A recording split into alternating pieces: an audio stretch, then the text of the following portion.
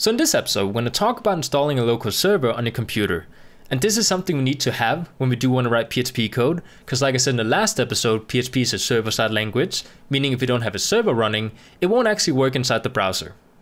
Now, installing a server on your computer is quite easy to do, and it's really quick to do, it's free, and you don't need to worry about it harming your computer in any kind of way. So what we're going to do is, first of all, we need to download a software called XAMPP. Now, there's quite a few programs out there you can use to install a server.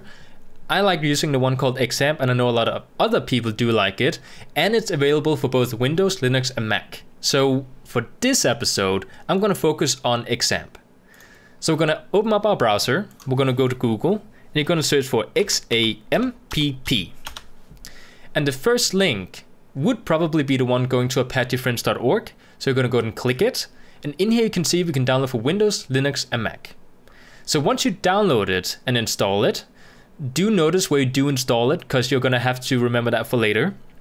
But once you do have it installed, you can actually go to your C drive or D drive, wherever you did actually install it, and find a folder called XAMPP. So once you have XAMPP found, I want you to go into it, and notice we do actually have XAMPP control.exe. If I click it and run it, you can see we get this little window here running. Now, this is what you can use to actually run your server, and you do actually have it installed right now. Once you do install the program called XAMPP, you will have the server installed on your computer. So in order to actually get the server running, we're going to have to activate Apache and MySQL. So I'm going to go ahead and click Start on both of these, and now they should be running. So if we go to our browser again, go to the URL, and you type localhost /PHPMYADMIN. It should actually take it to the, your local host, where you can see all the different databases we have installed on our server. So in my case, I do actually have a couple of them, and this is actually a fairly clean new installation of XAMPP, so I don't have a lot of databases right now. But we can actually go ahead and click on databases up here in the top left corner and create a database. So you can actually see we can just write something, create.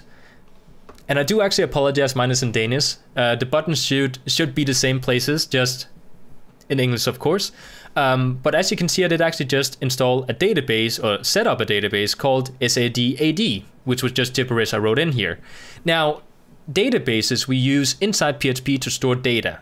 For example, when you create maybe a login system, in order to have a login system, you also need to have users. And when users sign up, they need to be saved somewhere. So we can actually, go in and check if the username and password matches each other and that sort of thing. So we need to have a database where we can save all kinds of information. And this is actually what we have running right here. Now, in order to just write PHP code, you don't need to do anything inside PHPMyAdmin. All you need to do to get PHP code running, or working, is to open up XAMPP, the control panel here, and start these two buttons. Once you have these two started, your PHP code is going to work. So we won't actually have to touch PHPMyAdmin before we actually need to use databases, which is not right now. So once we have these running, what you need to do is you need to go back into where you installed XAMPP, and inside the XAMPP folder, you're going to look for the folder called htdocs. You're going to open it up, and in here you can see I have a couple of folders, and this is actually my folders. I created these. You're most likely going to have some random gibberish in here, like some random files, which XAMPP installs as a default when you do actually install it for the first time. Now, what I want you to do is highlight all the files you have in here and delete them. Once you deleted all of them, I want you to right click and create a new folder. Now, this new folder is going to be the root folder for your website, meaning that this is where we're going to save all the files for our website. So I'm going to go ahead and create a folder here called PHP Lessons, which is going to be my folder. You guys can call it whatever you want. So I'm going to go ahead and create PHP Lessons and go in here. So now we can actually start saving all kinds of PHP code. And I do actually want to show you guys a little example of why we need to install a local server. If I were to go and open up a new document, this is a completely clean document. I did not save it or do anything to this one yet. If I start up writing PHP code, which by the way is inside PHP tags like this, We'll talk about that in the next couple of episodes. And if I were to echo out something, which basically means that I want to write something on the screen, I'm going to write echo. I'm going to write hi there, or Hugh there. I'm going to save this one inside the folder we just created. So I'm going to go inside my htdocs folder. Now, just a little tip for you guys. I did actually save my htdocs folder on the side here inside my Explorer tab. It's quite, you're going to be using it quite often if you do a lot of web development. So I recommend you guys save it over here in the side as well. So if I go ahead and save this file I just created inside my PHP lessons root folder, I say index.php because we do have the PHP extension. Save it.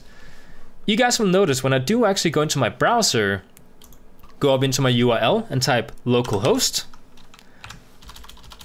/ and then the name of the folder we just created. So in my case, it was PHP lessons. You'll notice that I get some text writing. Now, if I were to actually turn off my control panel and stop these servers and refresh my browser, we'll just wait for it to load, you guys will see we have no web page available.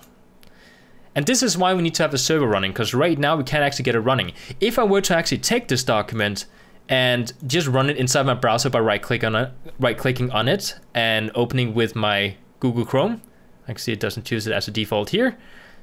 Okay, so I did actually need to go find my Google Chrome for some reason, but I do have it here now. And you guys will actually notice when I do open it inside Google Chrome, just by right-clicking on the file, we get the PHP code right here. So it doesn't actually write out hi-oh there, like just hi-oh there. You can actually see the entire code here. And that's because we don't have a server running. So we do actually need to go start the servers and open it inside our htdocs folder because that's connected to our server. And you guys will see we have the text there. So you need to have a server running every time you do PHP code, meaning that if you have a website that has PHP code in it, you're going to have to use it inside the local host. Now, you might be asking, well, what about when we get it online?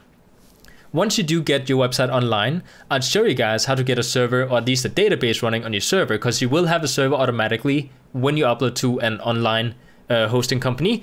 So I'll show you guys how to set up a database at some point inside a hosting company if you want to. So right now you guys can see I did actually write out hi-oh there, and it's working. So that's basically all we needed. I do want to show you guys one last thing, which is if I don't write localhost, or don't write anything behind localhost, you guys can see we get to this place here where we can see all the different folders we have inside our htdocs folder. As you guys will see, if I go back into my htdocs, these are the same folders as I have in here. So if you don't want to write anything behind localhost, you can actually just go in here and click PHP lessons, and it opens up again. So this is how we install a local server, and this is all we need to actually get started on PHP. So I hope you guys enjoyed this episode, and I will see you guys next time.